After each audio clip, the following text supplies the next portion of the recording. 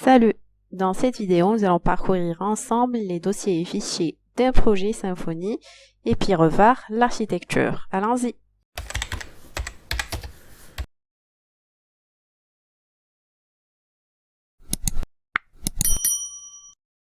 Nous allons maintenant faire un tour sur les dossiers et fichiers de notre projet Symfony. Sur le dossier bin, vous voyez le composant console. Au fait, chaque application Symfony est livrée avec un nombre de commandes. Ces commandes sont créées avec ce composant console. Pour avoir la liste entière des commandes, donc on écrit sur la console php bin/console et puis liste. Et du coup, vous aurez la liste des commandes que vous pouvez utiliser ici. Et donc,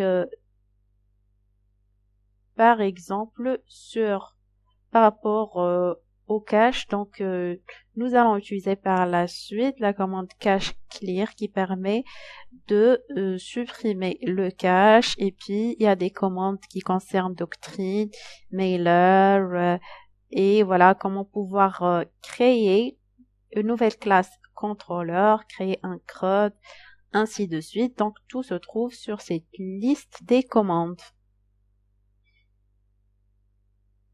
Et le composant phpunit nous aide à réaliser des tests unitaires.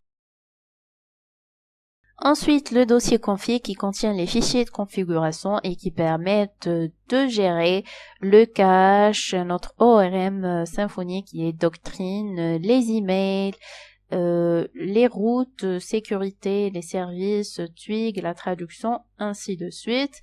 Et si on aimerait activer un bundle, ça se fait sur le fichier bundle.php. En principe, un bundle est similaire à un plugin. Et en fait, les principales fonctionnalités de Symfony sont implémentées avec des bundles. Ensuite, nous avons le dossier migration et qui contient toutes les migrations de bases de données. Et un fichier gitignore, donc qui contient tout ce qu'on va ignorer lors de l'envoi de nos fichiers grâce à Git. Donc pour le moment, nous n'avons pas encore vu ce gestionnaire de version Git. Donc c'est programmé pour la suite. Ensuite, le dossier public qui contient un fichier index.php et qui est le contrôleur frontal qui permet de récupérer toutes les requêtes en entrée de notre projet. Il se sert de kernel qui est le cœur de Symfony et qui se charge de mettre en place tous les bundles utilisés par votre application et de leur fournir la configuration de l'application.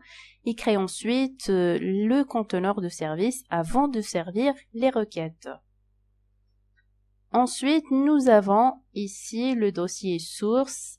C'est celui-là que nous allons utiliser afin de créer nos contrôleurs sur le dossier controller, les entités sur dossier entity et puis les repositories sur le dossier repository. En dehors de notre dossier src, il y a un dossier template qui contient les vues.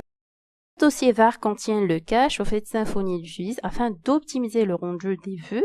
En plus, nous avons un dossier log qui contient l'historique des logs Symfony. En dehors, nous avons un dossier vendor qui contient l'ensemble des bibliothèques projets. Au fait, toutes les dépendances qui sont définies sur le fichier composer.json se trouvent sur le dossier vendor. Donc, vous voyez ici, sur ce fichier, l'ensemble des bibliothèques utilisées avec les versions disponibles. Pour PHP, c'est la version 8, Doctrine, annotation. Donc, vous voyez un ensemble de bibliothèques qu'on pourra utiliser sur notre projet et qui sont disponibles sur composer.json. Alors ici, vous voyez Autoload qui permet le chargement automatique des classes. Donc, lorsqu'on utilise sur notre namespace un AP, nous serons pointés vers le dossier source qui contient les sources de notre projet, à savoir les contrôleurs, les entités et les repos.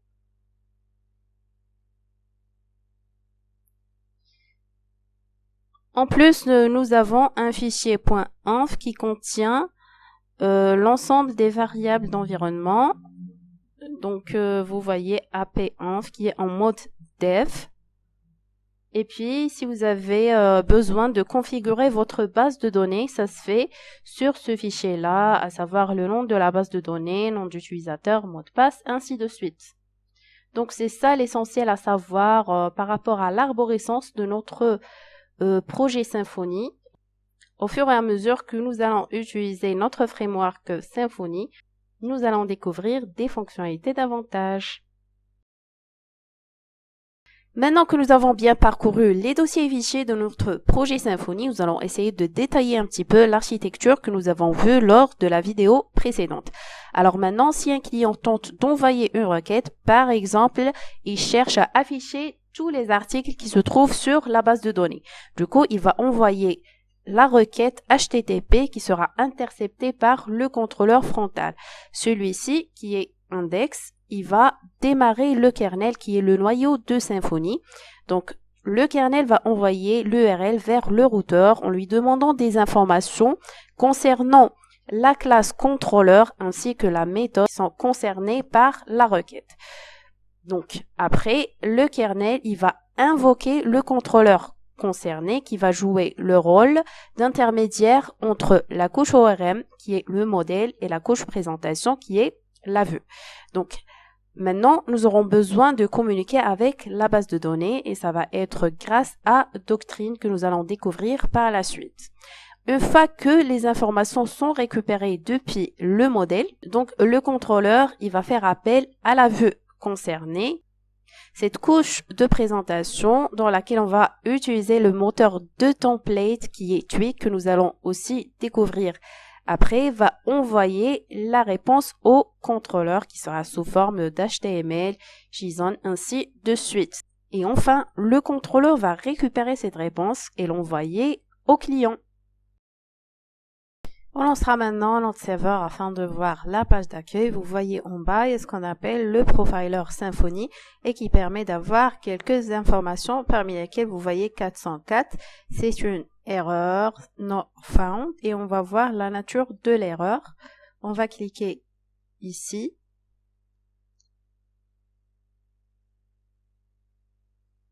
Et puis voilà, vous voyez Symfony Profiler et l'erreur nous dit qu'il n'y a pas de route configurée pour / qui est la route de base et c'est tout à fait normal puisque nous n'avons rien développé jusque-là et ça va être consacré pour une vidéo prochaine. Donc jusque-là, je vous dis à très bientôt. Pour m'encourager davantage à créer du contenu, n'oubliez pas de vous abonner à la chaîne, d'activer la cloche et de partager le contenu avec vos amis. Je vous dis à très bientôt.